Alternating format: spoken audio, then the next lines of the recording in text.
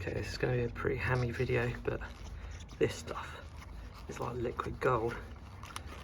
So don't have to use a great deal of it. I've done pretty much at the end of the bottle.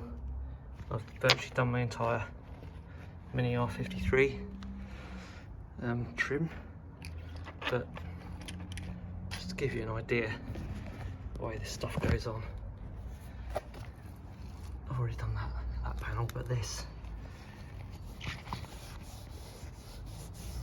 look at this, it's flipping brilliant.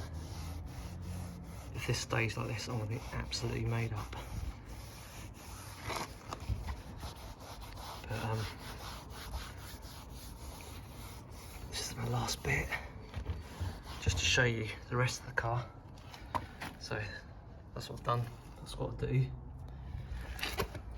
Check this out, this stuff's flipping brilliant.